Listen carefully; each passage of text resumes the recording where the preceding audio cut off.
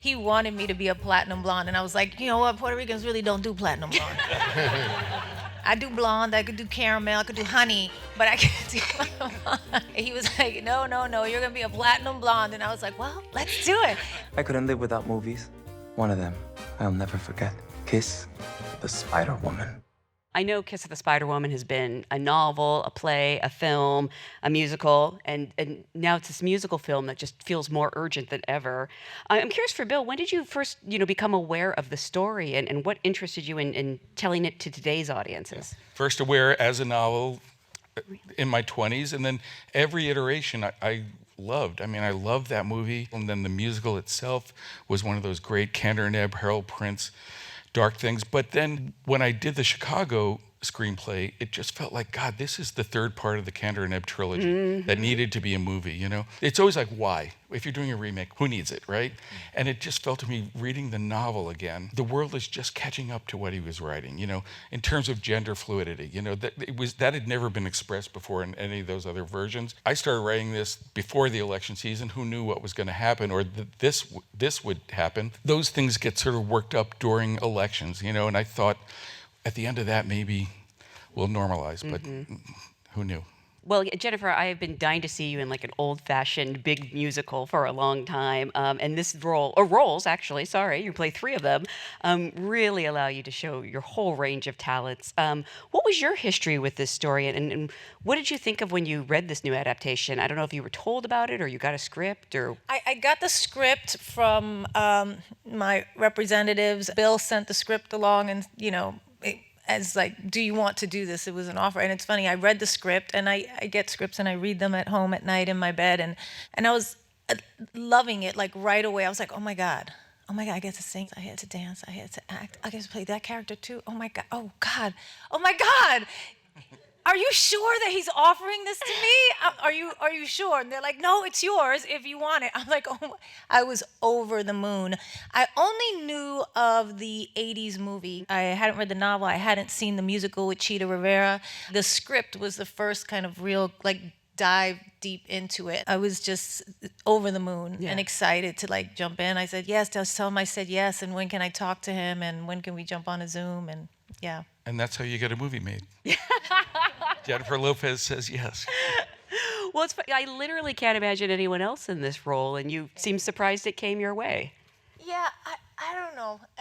I feel like I've been waiting to do a movie musical my whole life. I did Selena back in the day, but I did. Thank you. And I didn't get to sing. I wanted to sing in that movie, and they, you know, her dad and her family really felt strongly that we used her voice, and I totally understood. And you know, so I didn't get to do the whole thing. And I've auditioned for musicals throughout my career once or twice, and I've seen a bunch of them get made, and I'm like always like, why didn't I know about that? Maybe that's why I was surprised.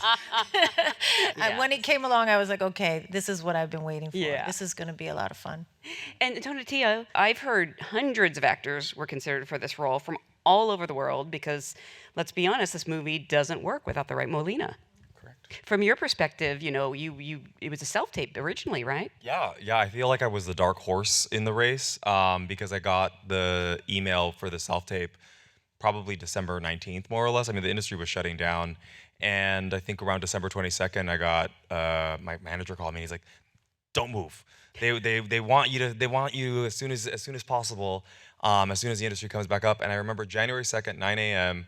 For like, as soon as the offices opened, they were like, hey, we'd love to fly him out to New York, and dance call, song call, and then a table read with Diego Luna, and all of a sudden, boom. If you ever meet Diego Luna, you will see how charming that man is. Yeah. Easy to have chemistry. So easy to fall in love with him.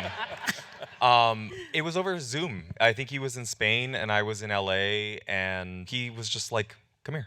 And we just locked in a similar way that when I first met Jennifer, we locked in, we did a visit together with a little table read with Bill, and we just like, she started singing, and I was like, okay, here we go, and we started like, and then it became the poster, so. Tiffany, from your perspective, like this is a big task. This movie literally doesn't work without finding this actor. Were you ever concerned you might not find them? No.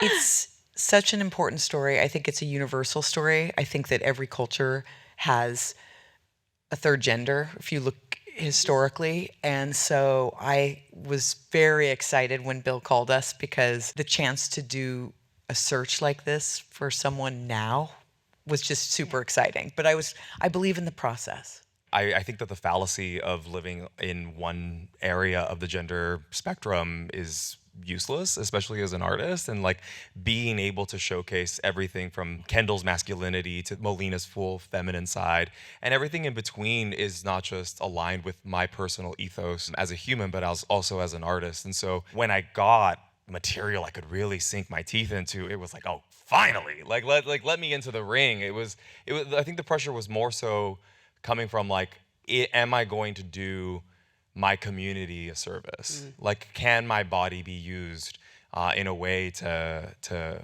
bring light to this and make people feel a sense of home? Yeah. And Tobias, for you, I've heard that you've been working with Bill for more than 25 years. Yes.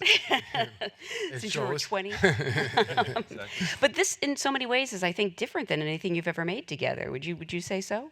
I think it's just a combination of things that we've done now that's all in one film, which is so great, right? Like the fact that we had these two different worlds. I mean, we've done musicals together, we've done dramas together, so there was an opportunity to put them both together. For a cinematographer, it was like an incredible gift, right? You don't get that very often. It's two extreme contrasts, right? Obviously, and each one has an incredibly high pitch to it. You know, the fantasy of the old movie musicals and the melodrama of that haunted horror house of a prison. They speak to each other in the contrast of offsetting each other in the way that they do. I think it opens up an entire world of emotion, and how unexpectedly the relationships evolve and develop, including with Aurora. It's so intimate. I actually want to ask the actors about, preparing for these roles, because I'm wondering for you, how much does it help to have those gorgeous costumes and that hair and makeup to like really lock each character into place? 100%. I mean, working with Colleen was amazing, and